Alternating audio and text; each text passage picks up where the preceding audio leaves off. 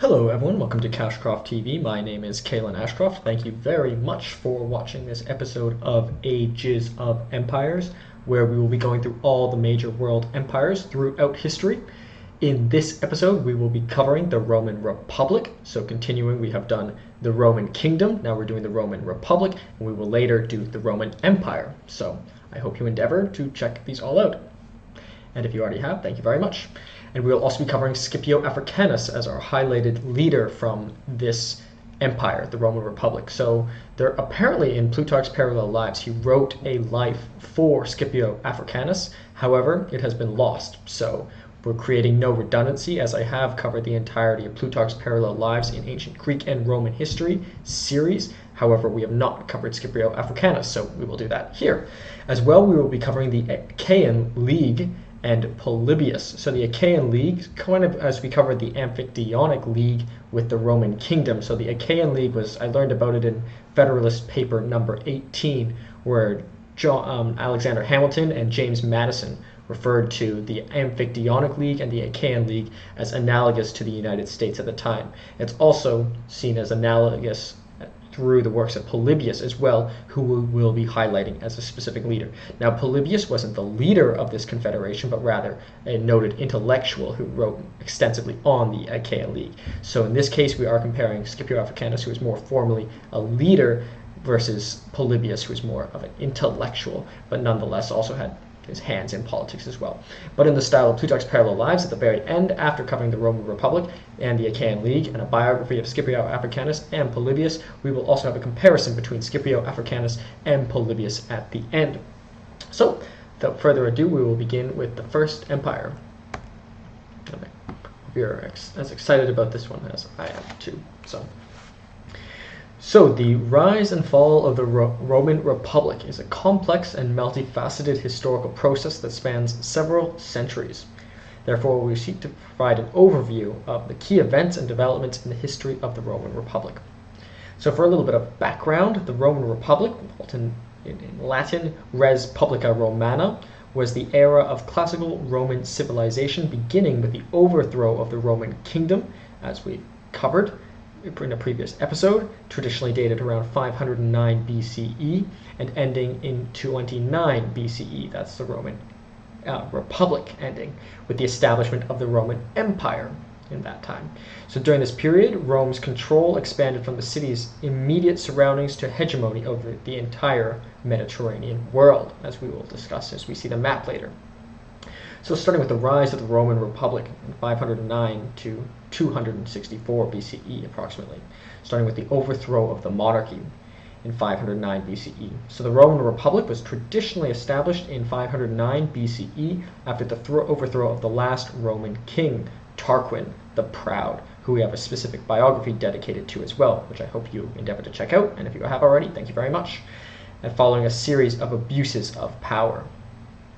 As for the early Republic, after the overthrow of Tarquin the Proud, the Roman Republic was characterized by a system of checks and balances, with power distributed amongst various political institutions. So a common theme throughout the entire Roman Republic is they did not want it to return to the Roman monarchy.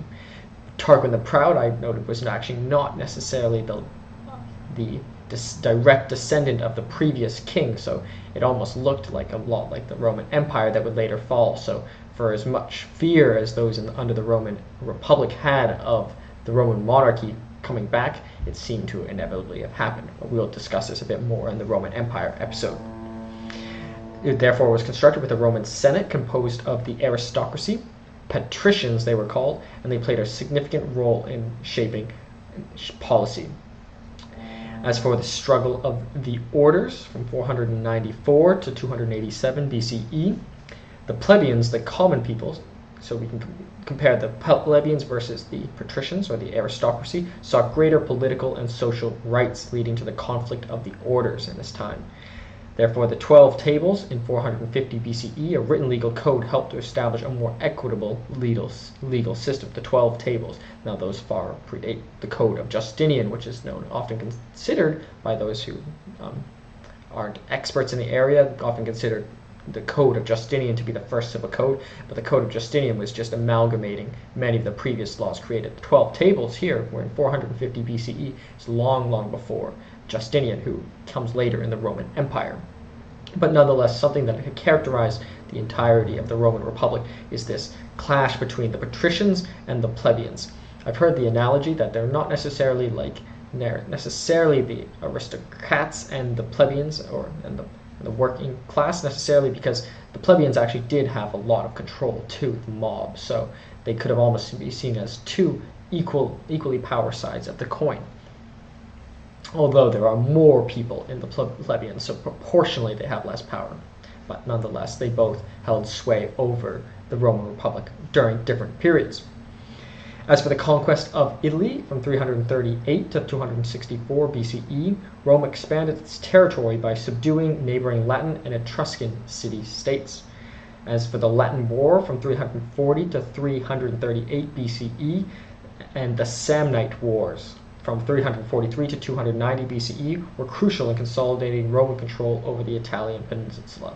It's important to note that first they consolidated Latin-speaking individuals, then to the Etruscans, as they also had Etruscan roots even in the early foundations of the Roman kingdom. So perhaps by collecting the low-hanging fruit, to put it softly. As for the Punic Wars, the famous Punic Wars from 264 to 146 BCE, as we've discussed in a bit in the episode on Carthage, and we also have a biography of Hannibal as well. So the First Punic War in 264 to 241 BCE saw the Rome defeat Carthage and gain control of Sicily. The Second Punic War from 218 to 201 BCE featured Hannibal's famous crossing of the Alps and Rome's ultimate victory, securing dominance in the Western Mediterranean. So they won the First Punic War and won the Second Punic War, but Hannibal, who came in the Second Punic War, gave them a great chance at succeeding again. There's that famous painting, as if you endeavor to watch or have watched the episode on Carthage and Hannibal, there's that picture of him climbing over the Alps with elephants, such an ambitious maneuver. As for expansion and internal strife from 264 to 133 BCE, Rome expanded into the eastern Mediterranean, defeating Macedonian and the Seleucid empires. We've also covered both the Macedonians and the Seleucid empires, so I hope you endeavor to check those out. And if you have, thank you very much. As for the Third Punic War in 149 to 146 BCE, resulted in the final destruction of Carthage. As for the Social War and the Marian Reforms, from 91 to 88 BCE. The Second Social War from 91 to 88 BCE saw Italian allies demand Roman citizenship. So sort of social war, way to memorize it is think of the people, think of not necessarily socialism giving power to a greater group of people. General Gaius Marius, who has a life in Plutarch's Parallel Lives, and we have an episode of him in the Ancient Greek and Roman series, initiated military reforms, creating a professional standing army. It's amazing to think that up until this time they did not have a professional standing army. They did to some extent, but not as reformed or produced by Marius. And maybe that was also a threat that ultimately led to the empire, as there were individuals, first with Sylla, had a coup and took over control of the state through the force of the military, and then later Julius Caesar. So maybe if Marius never formed this standing army, it never would have fallen into an empire. As for Sulla's dictatorship, I call him Sylla or Sulla, or often used interchangeably. The version of Plutarch's Parallel Lives that I have spells it with a Y, so Sylla. So from Sylla's dictatorship, 82 to 79 BCE. So I really hope you endeavor to learn more about Sylla, hopefully through my episode on ancient Greek and Roman history. Very important. The first one to really take control of Rome through military force. General Sylla marched on Rome, establishing a dictatorship to suppress populist and reformist movements. Sylla's prescriptions led to a widespread political purges as well. He also killed off many of his enemies. As for the collapse of the Republic, which came leading up to 27 BC, the last year, but starting with the Gracchi reforms from 133 to 121 BCE, Tiberius and Gaius Gracchus proposed land reforms and to address social inequality. So something that's seen rising the temperature as it leads up to the Roman Empire is social inequality and need for social redress, such as the social wars previously. Both brothers, Tiberius and Gaius Gracchus, were eventually killed, however, in the political turmoil that ensued.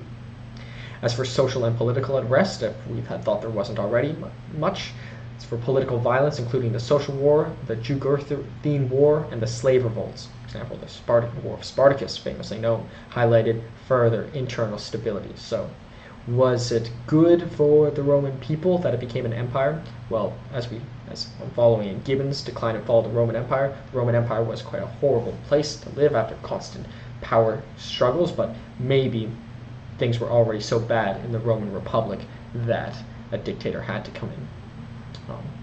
Less popular belief, but it could be true. There's obviously was a lot of bad things going on in the Roman Republic. It would be too black and white to say that the empire is all good and the Roman Republic was all bad, or vice versa, pardon me. It would be wrong to say that the Roman Republic was all good and the Roman Empire was all bad, when they both had good and bad characteristics. As for the first triumvirate from 60 to 53 BCE, Julius Caesar, Pompey the Great, often called, and Crassus, the richest man in Rome, formed an alliance to control Roman politics. So the three most powerful people: Julius Caesar, the famous general who led many battles in Gaul; Pompey, who led many battles in the east; and Crassus, the richest man in Rome, formed an alliance called the First Triumvirate. And Caesar's conquest in Gaul, however, increased his power and influence, almost making him a little bit more powerful than the other two. As for the Civil War and Caesar's dictatorship in 49 to 44 BCE, Caesar crossed the Rubicon, sparking a civil war against Pompey. So there's the famous line, "The die is cast." What he says is it's too late. Once he passed the Rubicon, he had already started the spiral into the Roman Empire. Caesar's victory led to his appointment as a perpetual dictator, so he defeated Pompey. I usually prefer to recommend books, but if someone prefers a movie, there's a great movie, Cleopatra, with Richard Burton and a very famous woman actress, and her name escapes me at the moment. It'll come to me in a bit. But nonetheless, a very great movie that biographs Julius Caesar, Cleopatra, and Mark Antony. As for the assassination, however, of Caesar in 44 BCE, senators, fearing Caesar's growing power, assassinated him on the Ides of March, which is approximately the 15th of March, which is a taxation day, leading to further political chaos. As for the second triumvirate from 43 to 33 BCE, Octavian, Caesar's heir, Mark Antony, and Lepidus formed an allegiance, purging their political enemies. So these three, kind of different from the first triumvirate, these three came into power, but also just did it for their own necessary self-interest. Antony's affair with Cleopatra led to his conflict with Octavian as well. As for the Battle of Actium in 31 BCE, Octavian defeated Antony and Cleopatra, establishing himself as sole ruler of Rome, also documented in that great movie. Octavian therefore changes his name to Augustus in 27 BCE, formally establishing the Roman Empire. The Roman Republic officially ended and the Principate began. Principate as in they had a prince, for example. Thus, the Roman Republic's rise and fall were shaped by a combination of military conquests, social and political reforms, and internal conflicts. The transition from republic to empire marked a profound shift in Roman governance and set the stage for subsequent history of the Roman Empire. So there's an infinite amount more we can learn here, but I hope that was a valuable overview of the Roman Republic. We will now discuss Scipio Africanus, whose life was not covered in Plutarch's Parallel Lives. So Publius Cornelius Scipio Africanus lived from 236 to 183 BCE. Publius Cornelius Scipio Africanus is his full name, was a Roman general and statesman, most notable as one of the main architects of Rome's victory against Carthage in the Second Punic War, against Hannibal as covered. Often regarded as one of the greatest military commanders and strategists of all time, his greatest military achievement was the defeat of Hannibal at the Battle of Zama in 202 BCE. This victory in Africa earned him the honorific epithet Africanus, literally meaning the African, but meant to be understood as the conqueror of Africa. So Scipio Africanus is not from Africa necessarily, but he is the conqueror of Africa. As for his early life and family, he was born in 236 BCE, named Publius Cornelius Scipio Africanus, and was a member of a prominent Roman Scipio family. At this point, there were no kings either, so there was not a direct royal lineage one could draw from. His father, Publius Cornelius Scipio, and his uncle, Gnaeus Cornelius Scipio Calvus, were both distinguished military commanders. As for his early military career, Scipio served in several military campaigns during the Second Punic War from 218 to 201 BCE, initially as a young officer under his father, so a good fatherly role model, at least to some extent, and he gained experiences in battle against Hannibal's forces in Spain. As for his command itself in Spain from 210 to 206 BCE, after the Roman defeat at the Battle of Cannae, Scipio proposed a bold plan to invade Carthaginians' territories in Spain and divert Hannibal's attention. So as we saw in the Hannibal episode and Carthage episode, they were coming up from the north and the west and climbing over the Alps, but what they did instead was the Romans went directly at Carthage itself. So cut them off and divert their attention, which was Scipio Africanus' plan that proved to be successful. And in 210 BCE, he captured New Carthage, or Cartagena, a significant Carthaginian stronghold in Spain. As for his victory at the Battle of Ilipa in 206 BCE, Scipio's strategic brilliance was evident in the Battle of Ilipa, where he decisively defeated the Carthaginian general Hasdrubal Barca, related to Hannibal Barca. This victory secured control of Spain and marked the turning point in the war.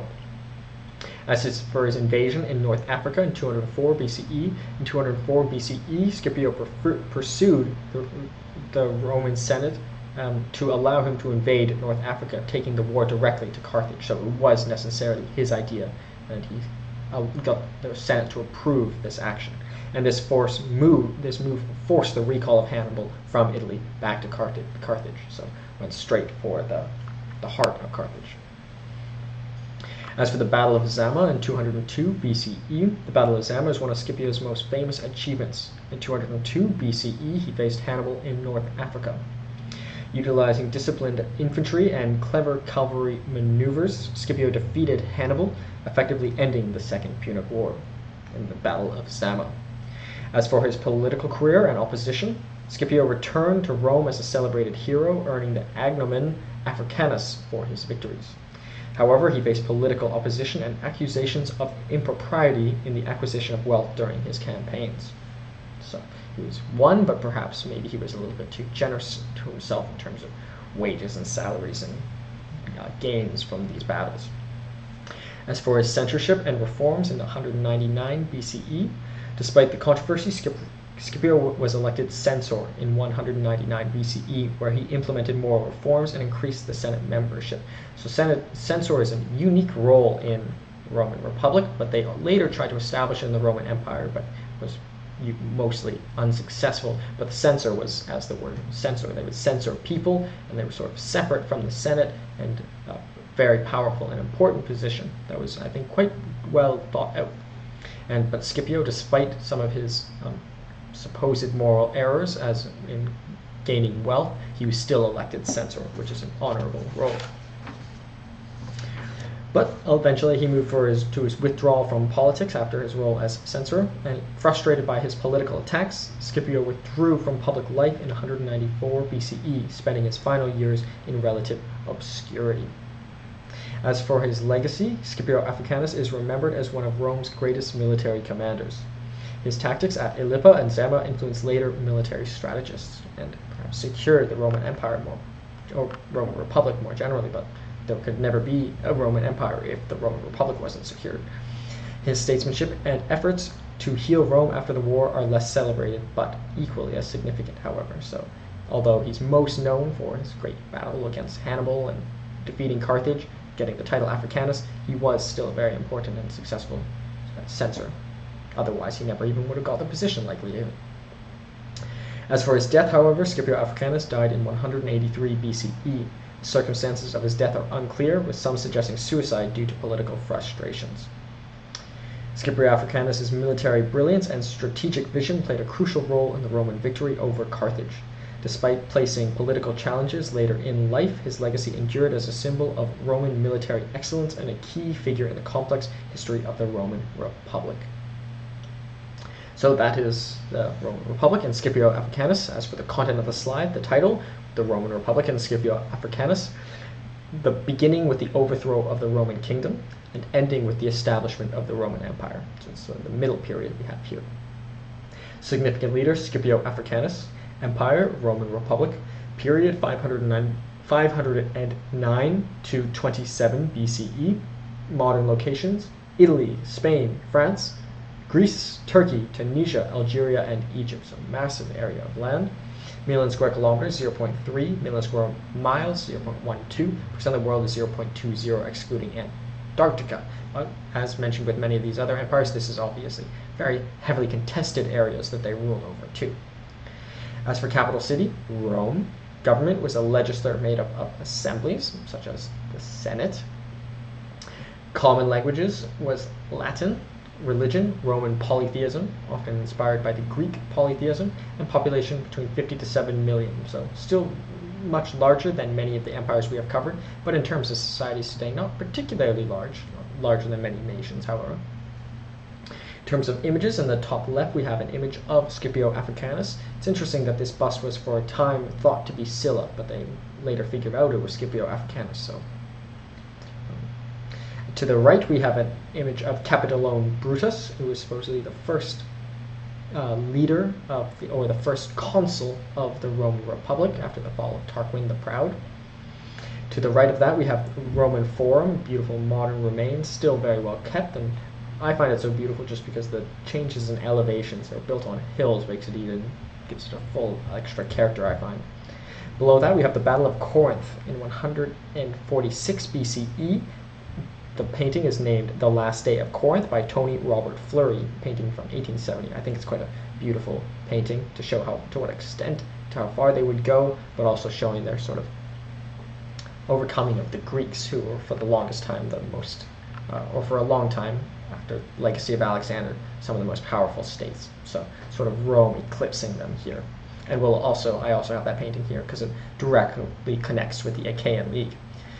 As for some additional information, historical era, classical antiquity, the overthrow of the monarchy was in 509 BCE, dissolution of the Latin League, 338 BCE, Sylla was named dictator in 82 BCE, Julius Caesar named dictator for life in 44 BCE, the assassination of Julius Caesar on the 15th of March, 44 BCE, the Battle of Actium, the 2nd of September, 31 BCE, and Octavian proclaimed Augustus on the 16th of January, 27 BCE, the official end of the empire. And in the top right, we have a map of the Roman Empire, and as we can see, it covers the full area around the Mediterranean. And as I remembered the name of the movie Cleopatra, it's Katharine Hepburn, the mother of Audrey Hepburn, her and Richard Burton. She plays Cleopatra. I just felt guilty because I had forgotten the name, but I do remember it now. So that is the Roman Republic and Scipio Africanus, and we will now move to the next empire, but we will discuss Scipio Africanus a bit more in the comparison at the end. So the Achaean League was an ancient Greek confederation of city-states in the northern Peloponnese that played a significant role in Hellenistic Greek. Therefore, we will seek to find a detailed history of the rise and fall of the Achaean League. I thought these leagues would be good comparisons to put with the Roman kingdom and the Roman Republic so far, because they are large. Because to compare them with an individual Greek city-state might not have been fair, so they were multi-city-state entities. But also, I think they're somewhat neglected, except besides Federalist Paper 18 by James Madison and Alexander Hamilton. I have fewer references. You hear a lot about the Delian League, for example, in regards to those war between Sparta and Athens, but less about this Achaean League, which is arguably maybe more influential than many of the city-states. So, nonetheless, the Achaean League also known as the League of Achaeans, was a Hellenistic-era confederation of Greek city-states on the northern and central Peloponnese. The league was named after the region of Achaea in the northwestern Peloponnese, which formed its original core. The first league was formed in the 5th century BCE, and the Second Achaean League was established in 280 BCE. As a rival of the Antigonid Macedon and an ally of Rome, the league played a major role in the expansion of the Roman Republic into Greece. This process eventually led to the league's conquest and dissolution by the Romans in 146 BCE. The league represents the most successful attempt of the Greek city-states to develop a form of federalism, which balanced the need for collective action with a desire for local autonomy. Through the writings of the Achaean statesman Polybius, the structure has had an influence on the constitution of the United States and modern federal states. So we will cover a specific biography about Polybius, maybe learn a bit more about confederations and federal states as well, which includes Canada, the country I'm from, but also the United States, a country I'm also very fascinated in. It looks like the dates, pardon me, on the slide are wrong, so we will adjust those later. But nonetheless, starting with the rise of the Achaean League and the formation in 280 BCE. So we'll start that as our the Second Achaean League started in 280 BCE, but the First League began in the 5th century BCE. But we'll probably focus mostly on the Second League because that's when it had more power. So, but think of those two as the starting dates: the 5th century BCE or 280 BCE. So the Achaean League was formed in 280 BCE, initially as its defensive alliance against the group of Achaean city-states in response to the threat posed by the expansion of the Aetolian League. So one of the things that Alexander Hamilton and James Madison note is that the Achaean League had a common enemy, but it wasn't sufficient. A common enemy isn't a sufficient thing to hold a confederation together. That's one of their arguments for a federal government rather than a confederate government. And so they did have a common enemy, the Aetolian League. So as for the Macedonian influence, 243 to 224 BCE, the League sought Macedonian support against the Aetolian League, leading to an alliance with King Antigonus II, Gonatas. Under Aratus of Sicyon's leadership, the League expanded its influence into the northern Peloponnese. There is a life of Aratus covered by Plutarch, but it's not. It's an unpaired life. As for the alliance with Macedon in 229 BCE, Aratus facilitated an alliance with Macedon to counter the Aetolian and Spartan threats, marking a significant turning point in the League's fortunes. So something seems to be a common theme that reinforces the strength of the Achaean League is common threats. As for social reforms from 227 to 224 BCE, Aratus also introduced social reforms in several member cities, promoting a more democratic and inclusive political structure. As for expansion from 220 to 205 BCE, the League expanded its military influence by incorporating additional city-states, including Corinth in 223 BCE. Corinth is a very important city because, as you can see on the map, it had control over the isthmus. So a lot of people would have to cross over the isthmus to get from one side to the other side. So it had a very powerful trade route, and therefore it was very influential, for example, in the war between Athens and Sparta, but also a very important city-state for the Achaean League.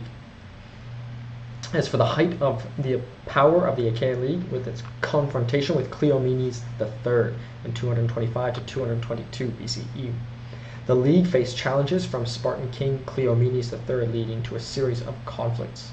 The League, with Macedonian assistance, managed to repel Spartan advances, however. So the Spartans were probably the most powerful land people, so they were able, with the help of the Macedonians, to fend them off. So it's a clear necessity of a league. If there was not this united confederation, they would have probably been easy to be defeated, or the Spartans would easily defeat them. As for the alliance with the Aetolian League in 220 BCE, the Achaean League formed an unexpected alliance with the Aetolian League, their former enemies, against Macedon, shifting its geopolitical stance. So in 220 BCE, completely switched because they had been fighting with the Macedonians against the Aetolians, and then they completely switched in 220 BCE. So sort of showing it's very dynamic politically. As for the Battle of Cilicia in 222 BCE, Despite earlier conflicts, the League and Macedon jointly faced Cleomenes III at the Battle of Cilicia, resulting in a decisive victory over Sparta. So they were successful as well. So as for their hegemony in the Peloponnese, 220 to 191 BCE, the League, in collaboration with Macedon, dominated the Peloponnese, solidifying its influence over various city-states. So its sort of its peak was around this time, 220 to 191 BCE, after they defeated Sparta. As for its decline and fall, however, starting with Roman intervention in 195 BCE, the Achaean League sought Roman assistance against the Macedonian king Nabis of Sparta. Rome intervened, effectively giving Macedonian influence in Greece. So, ending Macedonian influence in Greece. As for dissatisfaction with Roman influence in 193 to 188 BCE, increasing Roman influence in Greek affairs led to dissatisfaction with the League. Tensions grew as some members resisted Roman interference. So this Rome, as we mentioned, started to eclipse Greece in power. Moving to the Roman Seleucid War in 192 BCE, the League's involvement in the Roman Seleucid War against Antiochus III led to internal divisions and resentment. So they supported Rome against the Seleucids, but they started to question why they were supporting Rome when it had become so powerful and likely more powerful than themselves. As for Roman intervention and suppression in 188 BCE, following the Battle of Magnesia, Rome intervened in Greek affairs to enforce peace. So, sort of enforcing peace, probably a good thing, but should this outsider Rome be able to meddle with the interworkings of the Achaean League? Well, many of them believe not. The League was dissolved, and several cities were stripped of their autonomy through this process as well. As for re-establishment and dissolution, 150 to 146 BCE, the Achaean League was briefly re-established in 150 BCE, but faced internal strife. In 146, after the League sided with the defeated Macedon against Rome in the Achaean War, the Roman general Lucius Mummius decisively defeated the League at the Battle of Corinth. So we have that same painting here, sort of a parallel between the Roman Republic and the Achaean League, where they lost. Well, the Achaean League lost to the Roman Republic at the Battle of Corinth.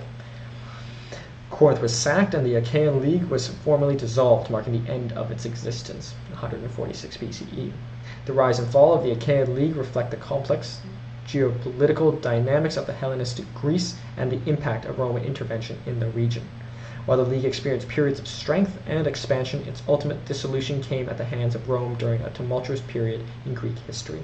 So perhaps something inevitable too, that Rome would come to be more powerful, and eventually, as there's the Thucydides trap, the up-and-coming power eventually had to go to war with the more powerful power. But nonetheless, that is the Achaean League. We'll now discuss it a bit more in discussion of Polybius of Megalopolis from circa 200 to 118 BCE. A historian, statesman, and advocate of the Achaean League. Polybius's histories, not to be confused with Herodotus's histories, is important not only for being the only Hellenistic historical work to survive in any substantial form, but also for its analysis of constitutional change and the mixed constitution. Polybius's discussions of the separations of power in government, of checks and balances to limit power, and his introduction of The People all influenced Montesquieu's The Spirit of the Laws, which is a book I've heavily influenced my life, and he devised, for example, the division of powers between judiciary, the legislature, and perhaps the monarch, and John Locke's, or today we have, for example, the executive. It also influenced John Locke's two treatises on government, a very important scholar whom I endeavor to study more of, and the framers of the United States Constitution, which I have studied quite extensively, the full Federalist Papers, for example, where I first learned about the Achaean League, Federalist 18. So the early life of Polybius. So Polybius was born around 200 BCE, so close to the golden era, or within the golden era of the Achaean League, in Megalopolis, Arcadia, and was the scion of a prominent Achaean family. A student of history and politics from a young age, he received a comprehensive education that included military training, rhetoric, and philosophy. Not as extensive military training as Sparta, but probably more rhetoric and philosophy than Sparta, but maybe less than Athens, who knows. But definitely on more more rhetoric and philosophy than Sparta, but less military training than Sparta. As for his being held hostage in Rome, Polybius entered the realm of geopolitics when in 168 BCE, the Roman Republic, after the Battle of Pydna, took him as a hostage to ensure loyalty of the Achaean League. So no wonder the Achaean League grew to be so upset with Rome. This experience proved a pivotal for Polybius, providing him with first-hand exposure to the Roman political and military affairs, so sort of seeing inside of the eventual enemy.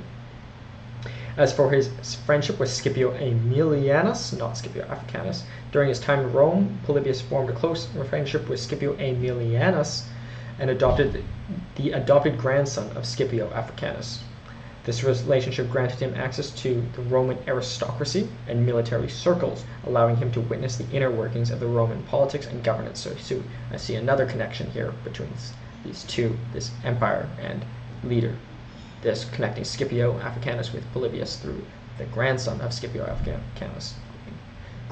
Adopted, however, which was more common back then. I don't know proportionally if adoption was more common, but amongst, for example, very wealthy families, they would adopt and easily transfer the assets. Whereas that's quite uncommon as far as I know today. As for his historical works, Polybius's most renowned work is his Histories, a comprehensive account of Mediterranean history covering the years 264 to 146 BCE. His narrative spans from the Punic War, the rise of Rome, and the internal dynamics of varying Hellenistic states. Notably, Polybius sought to analyze the causes and historical events, introducing his famous concept of the Polybian cycle, which theorized the cyclical rise and fall of political systems. So how fitting that we're endeavoring to find the rise and fall of empires through this series. Perhaps I should study more Polybius, which I endeavor to do. As for being an advocate of the Achaean League, Polybius was deeply invested in the affairs of the Achaean League, and his writings often reflect his commitment to the Hellenistic cause. He actively participated in the League's diplomatic initiatives and military campaigns, and his influence was instrumental in maintaining a delicate balance between the Achaean League and the expanding power in Rome. So important to bridge the expanding power of Rome and the Achaean League, but still being an advocate for the Achaean League. Likely, so he didn't seem to have too much of a grudge against Rome for holding him hostage, because he seemed to have made a great friend there, but he wasn't pro-Rome by any means. He was in favor of maintaining the Achaean League, or could just be an advocate of confederacies or federations as well, by extrapolation. As for his diplomatic missions, Polybius undertook several diplomatic missions on the behalf of the Achaean League, navigating the complex relationship between the Greek city-states and the Roman Republic. His diplomatic acumen allowed him to secure favorable terms for the Achaeans and maintain a semblance of autonomy in the face of Roman dominance. So, as Rome gets more and more powerful, it's people like Polybius that retain some sort of control for the Achaeans, so perhaps prolonging its existence. As for his later years, Polybius' life took a turn around 146 BCE after the Achaean League's failed rebellion against Rome. He was taken to Rome as a political hostage once again. In Rome, he continued his historical work and established himself as a respected scholar and commentator on Roman affairs. So, despite being taken hostage twice, he seemed to have been able to work quite a bit, even though being held hostage. So maybe he was treated quite well, or just at least not horribly, or too horribly, so horribly that he could not write, at least.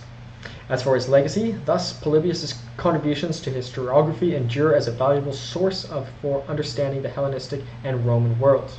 His emphasis on causation and analysis laid the groundwork for later historians, and his first-hand experiences provided a unique perspective on the turbulent era he chronicled.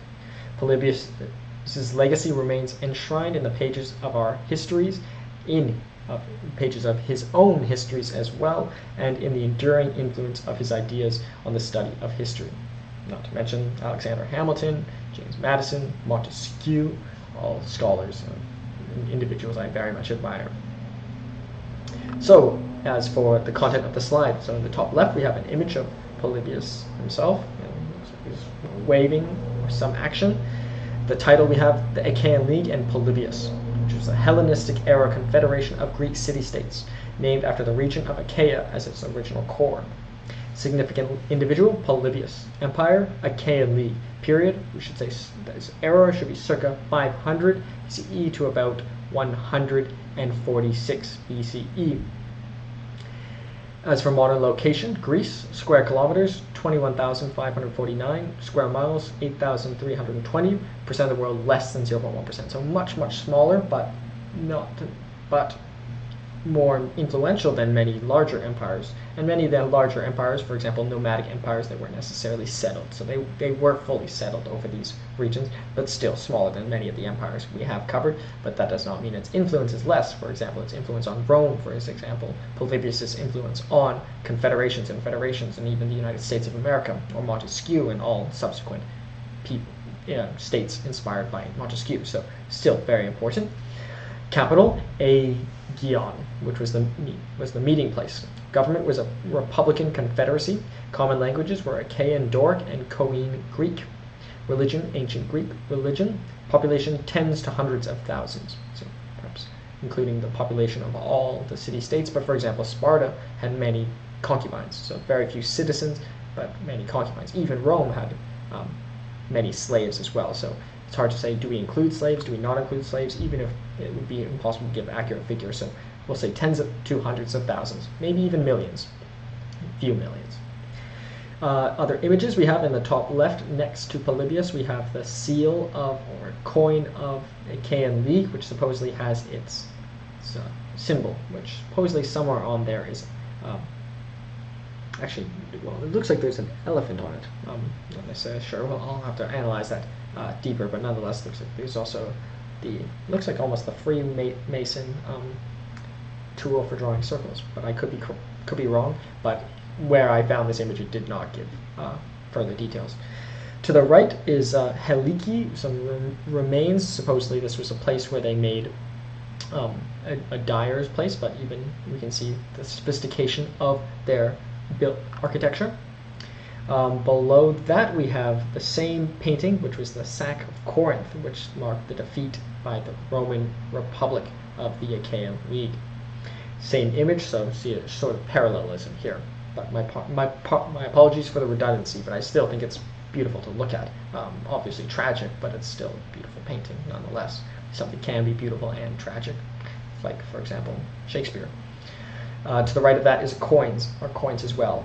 On the left part has Zeus, so showing that Greek polytheism, and on the right is a similar looking image to that of the coin of the Achaean League, but it does distinctly note to have a lyre, which is a musical instrument, which in the top, which is not necessarily on the one of the Achaean League more generally. To the right, additional information, legislature was the Achaean Assembly. Historical era, classical antiquity, was refounded in 280 BCE and conquered by the Roman Republic in the Achaean War in 146 BCE. Above that, we have a map showing all the regions that at one point they included. So all the way down to Sparta, Corinto was Corinth, Sparta, pretty much the whole land. Athens is Argos is there, Athens is over there. So Athens was not part of the Achaean League, at least during this period. So that is the Achaean League and Polybius. Now we will discuss the two leaders in comparison in the style of Plutarch's parallel lives. So Scipio Africanus and Polybius. So background and origins. Scipio Africanus was born Publius Cornelius Scipio in 236 BCE. Scipio hailed from the prominent Romeo Scipio family, not necessarily royalty, however, but there was no royalty at that time. He earned the moniker Africanus after defeating Hannibal in the Second Punic War. As for Polybius, he was born around 200 BCE, so a little 36 years after, approximately, Scipio Africanus, in Megapolis, Arcadia, and Polybius belonged to an influential Achaean family, so came from the namesake of the Achaean League, so hence that's maybe why he was so partial to it. And his early life was marked by exposure to Greek politics and later a period of captivity in Rome as well. 2 times captive in Rome, the last came quite a bit later. As for both their military achievements, Scipio Africanus is renowned for his strategic brilliance. Scipio Africanus played a pivotal role in role in Rome's victory over Carthage in the Second Punic War. His tactics, particularly at the Battle of Zama in 202 BCE, were instrumental in defeating Hannibal.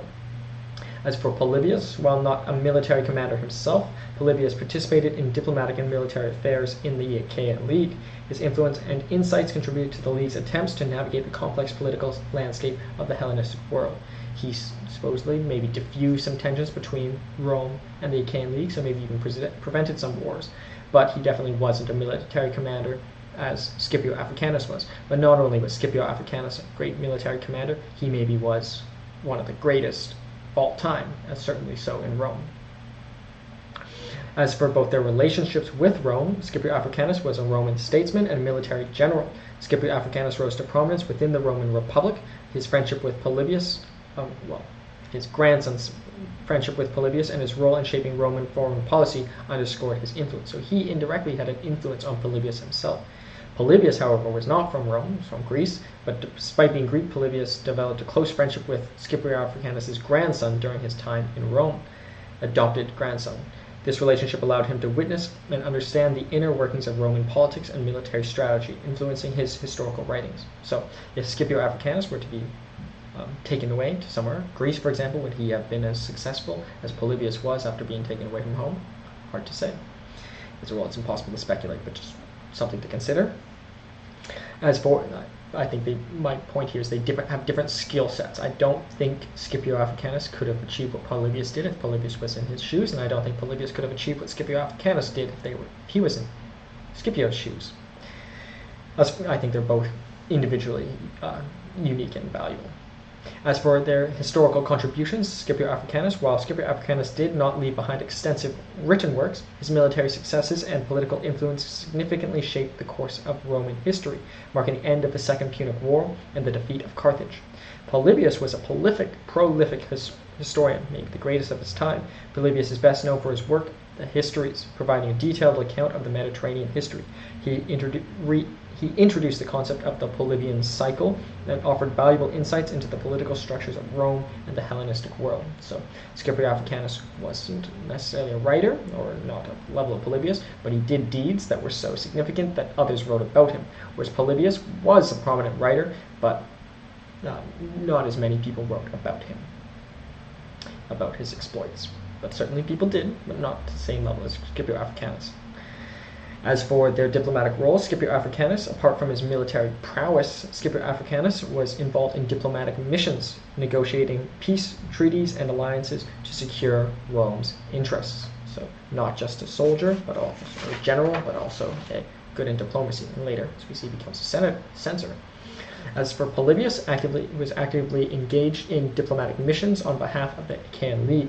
Polybius sought to navigate the complex relationships between Greek city-states and the Roman Republic, showcasing his diplomatic skills. So maybe a little bit more diplomacy for Polybius, maybe more in terms of external affairs, but in terms of internal affairs, Scipio Africanus became censor, which would be like head of internal affairs. So perhaps they're both just different skill sets here once again. But in terms of external affairs, Scipio Africanus was, in terms of action, quite powerful as well. As for their legacy, Scipio Africanus is revered in Roman history as a hero. Scipio Africanus left an indelible mark on the Roman Republic, and his legacy was celebrated for generations and became a symbol of Roman military excellence. As for Polybius, he is regarded as one of the key historians of the Hellenistic periods. Polybius' contributions to historiography continue to be studied and respected today, often referenced even in Gibbon's Decline and Fall of the Roman Empire. So even in the Roman context, they still reference Polybius. His analytical approach and first-hand experiences provide a unique perspective of the events of his time. Thus, while Scipio Africanus and Polybius operated in different spheres, slightly different times in military and political leadership versus historical scholarship in terms of their different focus, whereas Scipio Africanus was focused on military and political leadership, and Polybius was focused on historical scholarship, their lives intersected in Rome through Scipio Africanus' adopted grandson, influencing each other and contributing to a more nuanced understanding of the complex dynamics between the Roman Republic and the Hellenistic world. So there's so much we can learn more about their these two respective empires by learning more about them, and I think both of them sort of manifested some of the greatest qualities of both of their respective regions or empires. So thank you very much for watching this episode of Ages of Empires. I personally found this empire and these empires and these leaders very fascinating. I hope you did too. My name is Kalen Ashcroft. This is Cashcroft TV. I'm very grateful for your support, and I very much hope you continue to do so. Thank you so much.